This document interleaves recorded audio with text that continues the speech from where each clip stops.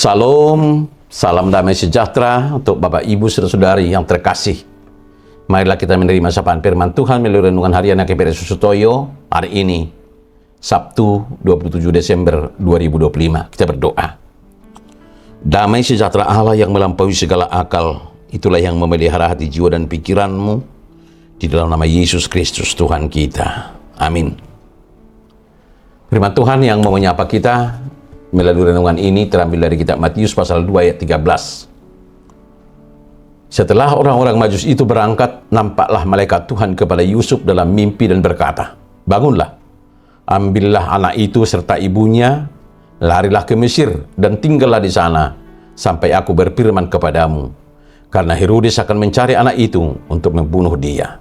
Dalam bahasa Batak Toba, asadung lau nasida Roma suru-suruan ni Tuhani di ida si Joseph binipina nama dok tibana hehe maho buam madat dan lahirap loho inanay mapurus mahamu tutalo Misir di si majo hamu jolo pai maromu sehatakku ay nanaing luluan ni si Herodes doda danahi asa bunuonna. Bapak, Ibu, saudara-saudara yang terkasih dalam Tuhan Yesus, nanti sini perlihatkan bagaimana Allah menjaga rencananya dengan cara yang tidak kita duga.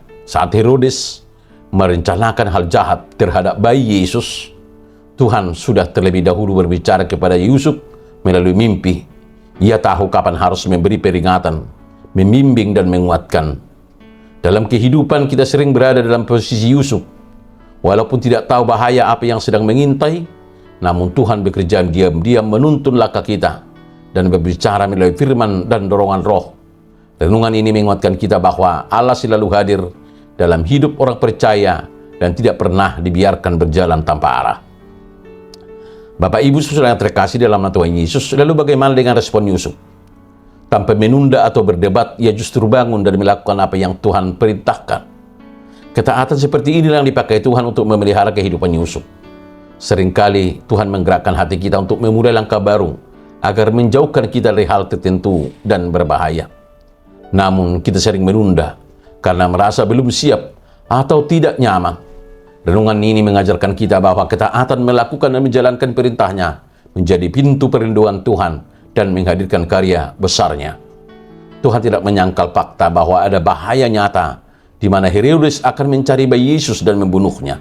Artinya, iman tidak membuat kita buta terhadap ancaman, namun justru membuat kita lebih bijaksana dan peka. Tuhan memberi peringatan bukan supaya kita takut, tetapi supaya kita tahu kapan harus melangkah dengan hati-hati. Bapak, Ibu, saudara-saudara yang terkasih dalam Tuhan Yesus, dalam hidup ini ada situasi, orang, atau kebiasaan yang bisa membahayakan pertumbuhan rohani kita. Tuhan sering memperingatkan kita melalui firman dan pengalaman hidup bahwa tugas kita agar tidak mengabaikan suaranya.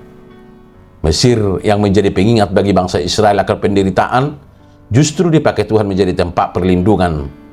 Tuhan dapat memakai apapun, bahkan sesuatu yang pernah menyakitkan di pengalaman masa lalu, lingkungan baru untuk menghadirkan sarana pertolongan dan pemeliharaan baru. Karena itu, mari belajar mempercayai bahwa apapun yang diarahkan Tuhan selalu bertujuan melindungi dan menuntun kita kepada rencananya yang terbaik. Amin. Kita berdoa. Tuhan, terima kasih karena Engkau Tuhan yang memelihara hidup kami. Ajari kami untuk peka dan taat mendengar suara-Mu. Sekalipun langkah itu terasa sulit dan tidak kami mengerti, jadikan kami pribadi yang percaya bahwa Engkau bekerja dalam segala situasi, termasuk hal-hal yang tidak terduga. Lindungilah kami dari bahaya, kuatkanlah hati kami, dan bimbing kami untuk berjalan sesuai kehendak-Mu. Dalam nama Yesus kami berdoa. Amin. Salam, salam damai sejahtera. Selamat menjalani hidup melakukan ketaatan yang sederhana, sering menjadi pintu perlindungan Tuhan. Immanuel.